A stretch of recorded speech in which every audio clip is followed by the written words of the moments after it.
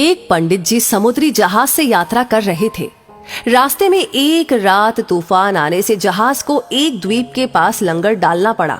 सुबह पता चला कि रात आए तूफान में जहाज में कुछ खराबी आ गई है। जहाज को 1-2 दिन वहीं रोककर उसकी मरम्मत करनी पड़ेगी। पंडित जी ने सोचा क्यों न एक छोटी सी बोट से द्वीप पर चलकर घूमा जाए।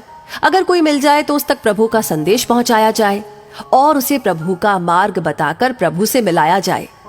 तो वो जहाज के कैप्टन से इजाजत लेकर एक छोटी बोट से द्वीप पर गए। वहां इधर उधर घूमते हुए वो 3 द्वीप वासियों से मिले जो बरसों से उस सूने द्वीप पर रहते थे। पंडित जी उनके पास जाकर बातचीत करने लगे।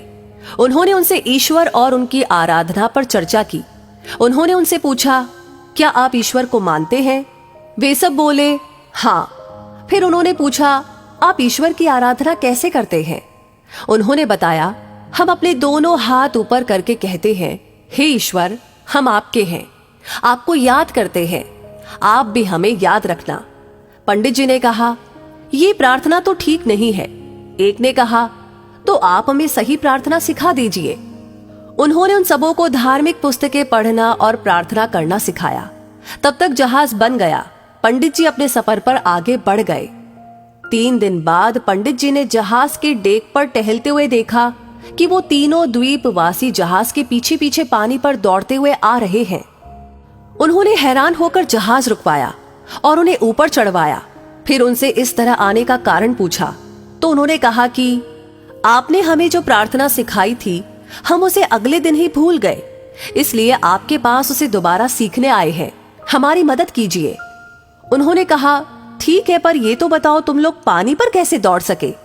उनमें से एक ने कहा कि हम आपके पास जल्दी पहुंचना चाहते थे, सो हमने ईश्वर से विनती करके मदद मांगी और कहा कि हे ईश्वर, दौड़ तो हम लेंगे, बस आप हमें गिरने मत दीजिएगा। और बस हम दौड़ पड़े। अब पंडित जी सोच में पड़ गए। उन्होंने कहा कि आप लोग और ईश्वर पर आपका विश्वास धन्य है। आपको अन्य किसी प्रार्थना की आवश्यकता नहीं है। आप पहले की तरह ही प्रार्थना करते रहिए।